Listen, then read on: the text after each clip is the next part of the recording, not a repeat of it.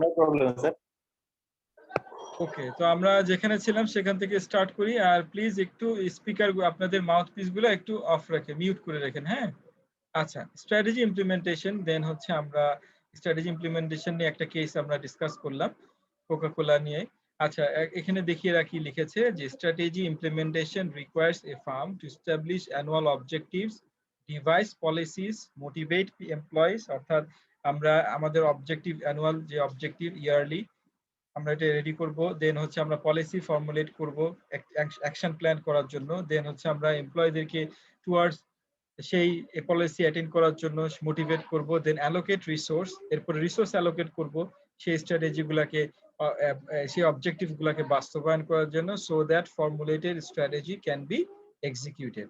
তাহলে আমরা যে ফর্মুলেটেড যে স্ট্র্যাটেজি ফর্মুলেট করেছি সেটা যাতে এক্সিকিউট করা যেতে পারে। তাহলে আমরা যদি আমরা একটু রিভার্স ওয়েতে বলি, যে আমরা স্ট্র্যাটেজি এক্সিকিউট করার জন্য আমাদের যে বিষয়গুলো কনসিডার করতে হবে সেটা হচ্ছে আমাদের প্রথম হচ্ছে অবজেক্টিভস করতে রেডি করতে হবে, define our objectives, then objectives formulate policies related with that objectives, then হচ্ছে motivate employees to attend that objectives. এরপর হচ্ছে সেই অবজেক্টিভ অ্যাটেন্ড করার জন্য আমাদের কি পরিমাণ রিসোর্স অ্যালোকেট করা লাগবে, আমাদের কি ক্যাপিটাল ইন্টেন্সিভ রিসোর্স লাগবে নাকি লেবার ইন্টেন্সিভ রিসোর্স লাগবে নাকি ল্যান্ড রিসোর্স লাগবে, যেটি লাগুক না কেন সেটা গেদার করা। এটা হচ্ছে আমাদের স্ট্র্যাটেজি ইমপ্লিমেন্টেশনের মধ্যে আসছে, স্ট্র্যাটেজি ইমপ্লিমেন্টেশনের part. Then strategy implementation includes developing a strategy supportive culture, creating an effective organizational structure, redirecting market efforts, prepare budgets। মানে প্রত্যেকটা বিষয় কিন্তু এক একটা সাবজেক্ট, যেখানে এখানে লিখেছে একদম বৃহৎ আকারে লিখেছে এবং খুব সুন্দরভাবে ওরা এক সেন্টেন্সের মধ্যে অনেক কিছু ডিফাইন করে দিয়েছে। তাহলে আমাদের একটা প্যারাগ্রাফ পড়লে স্ট্র্যাটেজি ইমপ্লিমেন্টেশন কি সেটা বোঝা যাচ্ছে। দেন হচ্ছে কি বুঝলাম যে স্ট্র্যাটেজি ইমপ্লিমেন্টেশনের জন্য আমাদের কি কি লাগবে, আমাদের ইনক্লুডস ডেভেলপিং, অর্থাৎ স্ট্র্যাটেজি ইমপ্লিমেন্টেশনের মধ্যে কি কি বিষয় ইনক্লুড থাকবে, যে স্ট্র্যাটেজি সাপোর্টিভ কালচার রেডি করা লাগবে। আর আগে যে চারটা বিষয় বললাম এগুলো আমাদেরকে স্ট্র্যাটেজি ইমপ্লিমেন্টেশনের জন্য রেডি করা লাগবে। হ্যাঁ, রেডি করা লাগবে। এরপরে আমরা স্ট্র্যাটেজিটাকে প্রপারলি ইমপ্লিমেন্ট করার জন্য যেই যেই বিষয়গুলা সাপোর্টিং, অর্থাৎ আগের প্রিভিয়াস চারটা হচ্ছে লাগবে, এটা হলো ম্যান্ডেটরি, যে আমাদের অবজেক্টিভ রেডি করা লাগবে, পলিসি ফর্মুলেট করতে হবে, দেন হচ্ছে আমাদের মানুষদেরকে মোটিভেট করা লাগবে এবং রিসোর্স অ্যালোকেট করা লাগবে, রাইট? আচ্ছা, রিসোর্স অ্যালোকেট করার পরে বাকি যে সাপোর্টিং গুলো কি কি, সাপোর্টিং হচ্ছে আমাদের স্ট্র্যাটেজি সাপোর্টিভ কালচার রেডি করতে হবে। অর্থাৎ বিজনেস কালচার আমরা যেটা জানি, অর্গানাইজেশনাল কালচারটা যাতে এমন হয় যে আমার পলিসি ফর্মুলেশন অথবা আমার স্ট্র্যাটেজির সাথে খাপ খায়, সেই ধরনের আমার কালচার ডেভেলপ করবো। এটা আমরা পরে ইনশাল্লাহ কালচার চ্যাপ্টার আছে ওখানে আরো ডিটেল আলোচনা করব। দেন হচ্ছে অর্গানাইজেশনাল স্ট্রাকচার, এটাও আমরা দেখবো এই যে আমরা যে বিভিন্ন ধরনের স্ট্র্যাটেজি করার জন্য আমাদের বিভিন্ন আমাদের অর্গানাইজেশনের বিভিন্ন কালচার, অর্গানাইজেশন স্ট্রাকচার চেঞ্জ করতে হয়। যেমন আমাদের কখনো দেখা যাচ্ছে যে আমাদের হরিজন্টাল স্ট্রাকচার ফর্মুলেট করা লাগতেছে, কখনো ভার্টিক্যাল স্ট্রাকচার, কখনো দেখা যাচ্ছে যে আমার ইন্ডাস্ট্রি অ্যাকুইজিশন লাগে। তো এগুলো এক একটা স্ট্র্যাটেজি, যেটাকে আমরা বলি হচ্ছে অর্গানাইজেশন স্ট্র্যাটেজির মধ্যে চলে আসে। তো এগুলা পরে চ্যাপ্টারে আর ডিটেইলস আলোচনা করেছে, এখানে হচ্ছে সামারাইজ করা।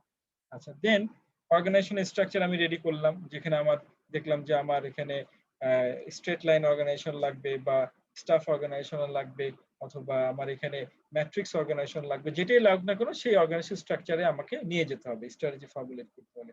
এরপর হচ্ছে রিডিরেক্টিং মার্কেটিং এফোর্টস, অর্থাৎ আমি কোন ধরনের মার্কেটিং স্ট্র্যাটেজি ফলো করব। আমি কি প্রোডাক্টের প্রাইস কমিয়ে দিয়ে মার্কেটটা দখল করার চেষ্টা করব, এই স্ট্র্যাটেজির নাম হচ্ছে মার্কেট পিনেট্রেশন স্ট্র্যাটেজি, এটা ফলো করব, নাকি আমার প্রোডাক্টের প্রাইস প্রিমিয়াম পর্যায়ে রাখবো, অর্থাৎ আমার যদি প্রোডাক্টটা ভালো হয়, দামি হয়, লাক্সারি গুডস হয়, তাহলে আমার প্রোডাক্টের প্রাইস বেশি থাকবে, আমার কাস্টমারের সংখ্যা কম থাকবে, বাট ওই অল্প সংখ্যক কাস্টমারের কাছ থেকেই আমি প্রফিটটা ম্যাক্সিমাইজ করব। তাহলে কি হবে, আমার মার্কেট হবে, এটাকে মার্কেটিং এর ভাষায় বলে মার্কেট স্কিমিং স্ট্র্যাটেজি। ঠিক আছে, তাহলে কোন স্ট্র্যাটেজি আমি ফলো করব সেটা অবশ্যই আমার অর্গানাইজেশনাল স্ট্র্যাটেজির সাথে অ্যালাইন হইতে হবে, তা না হলে তো মিললো না। হ্যাঁ, অবশ্যই আমার যেটা আমরা আগে বলেছিলাম যে প্রত্যেকটা অর্গানাইজেশনের ফাংশনাল কাজের সাথে আমার স্ট্র্যাটেজিটা অবশ্যই অ্যালাইন করে কাজ করতে হবে। আচ্ছা, তাহলে এখানে আরো অনেক কিছু আছে দেখেন, প্রিপেয়ারিং বাজেট, আমাকে ওই পরিমাণ বাজেট অ্যালোকেট করতে হবে, দেন ডেভেলপিং ইউজিং ইনফরমেশন সিস্টেম। হ্যাঁ, এগুলো সাধারণত কোম্পানিতে করাই হয়ে থাকে। প্রত্যেকটা কাজ একদম সিকোয়েন্সিয়াল রেডি হয়ে আসতে থাকে। আর আমরা যেহেতু আমরা অর্গানাইজেশনে যদি একদম ভিতরের সাথে জড়িত হই, আপনারা যারা আছেন অর্গানাইজেশনে, আপনারা এই ফাংশনগুলো খেয়াল করবেন যে ডিপার্টমেন্ট ফাংশনাল ওয়াইজ স্টাফ অর্গানাইজেশনে প্রত্যেকটা জায়গায় কিন্তু এই ডিপার্টমেন্টগুলো কাজ করে ইন্ডিভিজুয়ালি, এবং প্রত্যেকেই কিন্তু প্ল্যানিং ডিপার্টমেন্ট অথবা স্ট্র্যাটেজি ফর্মুলেশনের সময় বোর্ড অফ ডিরেক্টরসের মিটিং এ কিন্তু এই বিষয়গুলো উত্থাপন করা হয়। প্রত্যেকটা ডিপার্টমেন্টের জন্য, প্রত্যেকটা ইউনিটের জন্য আলাদা আলাদা বাজেট থাকে। হ্যাঁ, আচ্ছা, তাহলে এটাই হচ্ছে আমাদের ইমপ্লিমেন্টেশন স্ট্র্যাটেজির মধ্যে ফোকাস পয়েন্ট। আচ্ছা, দেন আরো অনেক কিছু আছে, এটা আমরা আমি আলোচনা করছি না, এগুলো আপনারা একটু করে নেবেন, করলে বোঝা যাবে, কারণ এটা করতে গেলে অনেক লম্বা সময় লাগবে, এটা আমাদের প্রয়োজন নেই। দেন স্ট্র্যাটেজি ইভ্যালুয়েশন, যে আমি স্ট্র্যাটেজি যেটা ফর্মুলেট করতেছি পলিসি, দেন ইমপ্লিমেন্ট করলাম, আমার অবশ্যই স্ট্র্যাটেজিটাকে তো চেক অ্যান্ড ব্যালেন্স করতে হবে, তাই না? চেক করতে হবে যে আসলে কি অবস্থায় আছে। তো সেটা করার জন্য অনেকগুলো প্রসেস আছে। যেমন এখানে আমরা দেখি যে strategy evaluation is the final stage in strategic management where managers desperately need to know when particular strategies are not working well. আসলে ম্যানেজার্সদেরকে এটা জানতে হবে যে কখন আমার স্ট্র্যাটেজিগুলো ঠিকমতো, কোন সময়টা আমার কোন স্ট্র্যাটেজিটা অ্যাপ্লিকেবল। হ্যাঁ, যেমন strategy evaluation is the primary means for obtaining this information. তাহলে আমি যদি স্ট্র্যাটেজি ইভ্যালুয়েট করি, তাহলে আমি বুঝতে পারবো, তাহলে আমার বোঝা যাবে যে কোন স্ট্র্যাটেজিটা আমার কখন কাজে লাগছে। যেমন এক্সাম্পল হিসেবে আমরা যদি দেই, যেমন আপনারা এখন বিভিন্ন মার্কেটে গেলেই দেখতে পারবেন অথবা খোঁজ নিলেই দেখবেন যে বিভিন্ন এই যে বসুন্ধরা থেকে শুরু করে প্রত্যেকটা মার্কেটে কিন্তু এখন ডিসকাউন্ট স্ট্র্যাটেজি চলতেছে, তাই না? তারা কিন্তু এখন ছাড়ে চলে গেছে। হ্যাঁ, আগে কখনো আমরা কিন্তু ঈদে এরকম ডিসকাউন্ট দেখিনি। এখন প্রত্যেকটা আপনি দোকানে গেলেই দেখবেন যে আপনি কিন্তু একটা দামাদামি করতে পারতেছেন, অথবা তারা নিজেরাই বলতেছে স্যার আমরা ডিসকাউন্টের কারণে এই এত টাকায় নেমে আসছি না বিভিন্ন। তাহলে এখন দেখেন, এখন যদি আমরা বলি যে এখন কিন্তু আপনি মার্কেট স্কিমিং স্ট্র্যাটেজিতে কখনোই বেনিফিটেড হবেন না। এখন আপনাকে কিন্তু মার্কেট পিনেট্রেশন স্ট্র্যাটেজি দিয়ে যেতে হবে, অর্থাৎ প্রোডাক্টের দাম কমিয়ে দিয়ে বেশি পরিমাণ প্রোডাক্ট সেল করতে হবে, তাই না? তাহলে এটা হচ্ছে আমাদের স্ট্র্যাটেজি। কেন আমি বুঝতে পারলাম এটা? যখন আপনি স্ট্র্যাটেজি ফর্মুলেট করবেন, ফর্মুলেট করার পরে তখনই কিন্তু যখন ইমপ্লিমেন্ট করবেন তখন আপনার এই ধরনের ফিডব্যাক গুলো আসতে থাকবে, আর তখনই ইভ্যালুয়েশন করা সম্ভব হবে। আর স্ট্র্যাটেজি ইভ্যালুয়েশন করলে আমরা প্রথমেই যে ইনফরমেশনটা এক্সট্রাক্ট করতে পারবো, কোন ইনফরমেশনটা পাবো, যে কোন স্ট্র্যাটেজি কখন সুইটেবল, আর কখন কাজ করছে আর কখন কাজ করছে না। এই ইনফরমেশনটা জানলেই আমাদের সমস্ত বিষয়গুলো এক্সট্রাক্ট করা অথবা ডিসিশন গুলা নেওয়া সহজ হয়ে যাবে, তাই না? তাহলে দেন all strategy are subject to future modification because external and internal factors constantly change, তাই না? চেঞ্জ ইজ কনস্ট্যান্ট, তাই না? আমরা বলি যে পরিবর্তন মানে স্থির, সবকিছু পরিবর্তন হবেই। হ্যাঁ, পরিবর্তনশীলতাইটা হচ্ছে স্থির, এটাই হচ্ছে এক্সাম্পল যেটাকে আমরা বলছিলাম কনস্ট্যান্ট ইজ কি বলে factors constantly change. Three fundamental strategy evaluation activities are. আচ্ছা, তাহলে এখানে বলতেছে যে এই অথর ওনারা ইভ্যালুয়েট করে অথবা ওনারা রিসার্চ করে যেটা বের করেছে যে তিনটা স্টেজ আছে একটা একটা স্ট্র্যাটেজি ইভ্যালুয়েট করার জন্য, সেটা ওনারা এখানে বলেছে। এক নম্বর হচ্ছে যে reviewing external and internal factors that are base for current strategy।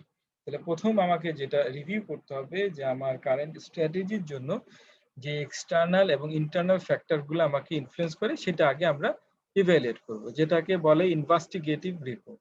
হ্যাঁ, আপনারা বিভিন্ন জার্নালগুলোতে গেলে দেখবেন যে ওখানে ইনভেস্টিগেটিং কাস্টমার এই সেই অনেক কথা বলা থাকবে, যে একটা কাস্টমারকে আপনি যখন ইনভেস্টিগেট করবেন যে কোনো একটা প্রোডাক্ট সে অ্যাডপ্ট করছে কি করছে না, সেক্ষেত্রে বিভিন্ন ফ্যাক্টর গুলা নিয়ে রিসার্চাররা গবেষণা করে থাকে। এরপরে একটা ডিসিশনে আসে যে হ্যাঁ এই ফ্যাক্টরের কারণে আমাদের প্রোডাক্ট, যেমন বাংলাদেশের জন্য খুবই ইজি হচ্ছে, বাংলাদেশ হচ্ছে হাইলি প্রাইস সেনসিটিভ নেশন। হ্যাঁ, যেটাকে আমরা বলি ইকোনমিক্যাল কন্ডিশন যদি আমরা দেখি যে প্রাইস ইলাস্টিসিটি অফ ডিমান্ড হচ্ছে বাংলাদেশে অনেক বেশি, অর্থাৎ বাংলাদেশে যদি কোনো প্রোডাক্টের দাম কমে যায় সেই প্রোডাক্টের ডিমান্ড অনেক বেড়ে যাবে, এটা স্বাভাবিক, যেটাকে আমরা বলি elasticity of demand, price elasticity of demand.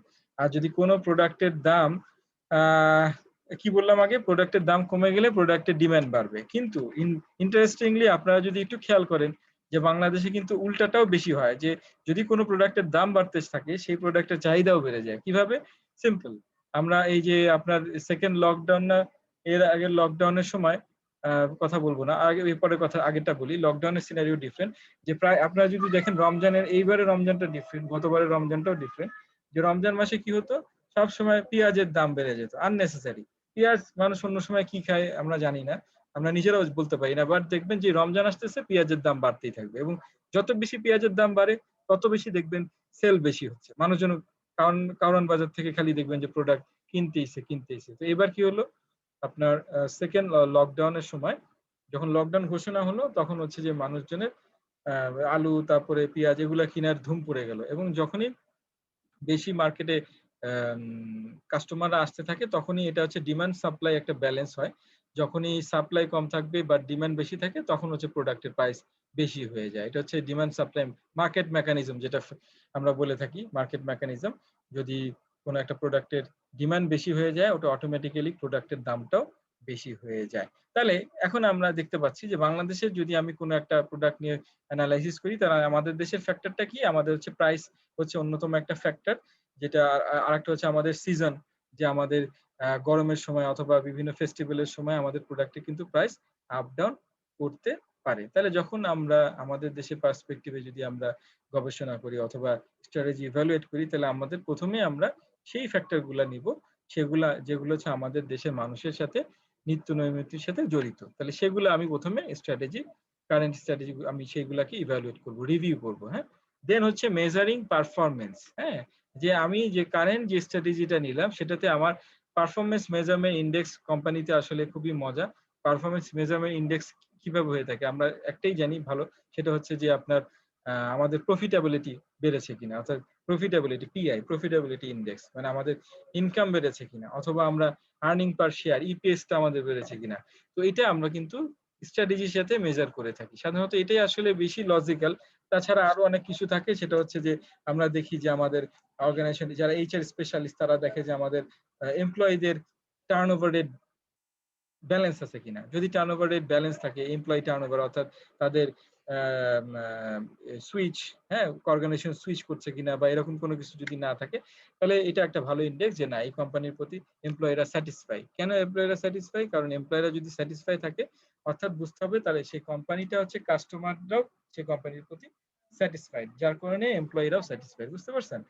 আচ্ছা, তো এরকম অনেকগুলো ইন্ডেক্স থাকে যেগুলো পারফরমেন্স ইন্ডেক্স, মূলত আমাদের দেশে কোম্পানির পিআই যেটা প্রফিটেবিলিটি ইন্ডেক্সটাই বেশি দেখা হয়।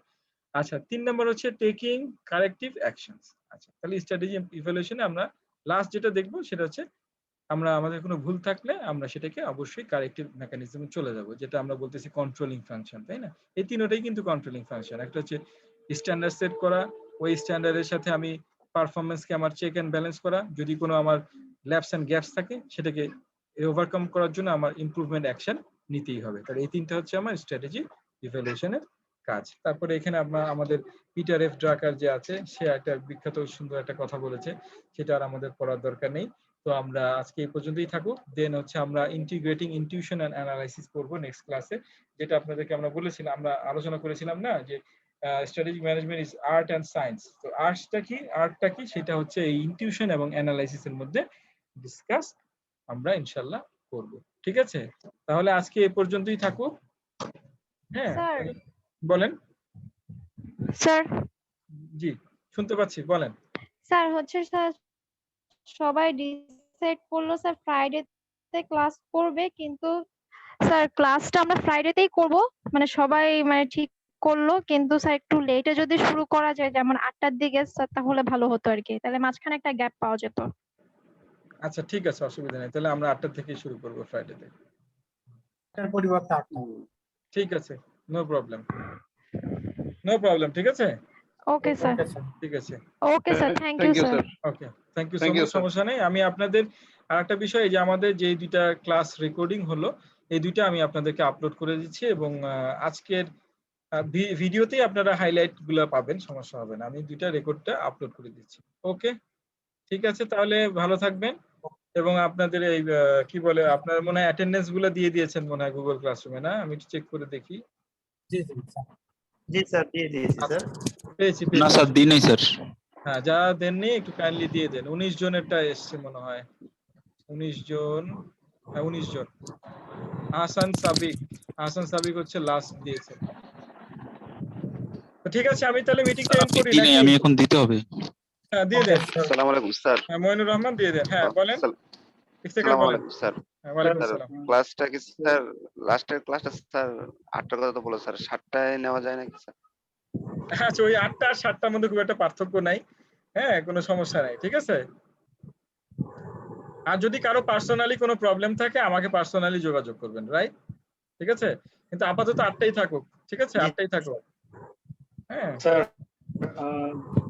আহসান বলেন। অপারেশন ম্যানেজমেন্টের গুগল ক্লাসরুমে স্যার এখন পর্যন্ত জয়েন করতে পারিনি। ওটা ইনভাইটেশন লিংক আচ্ছা, আসে আমাকে নাই না? ইনভ্যালিড দেখাচ্ছে।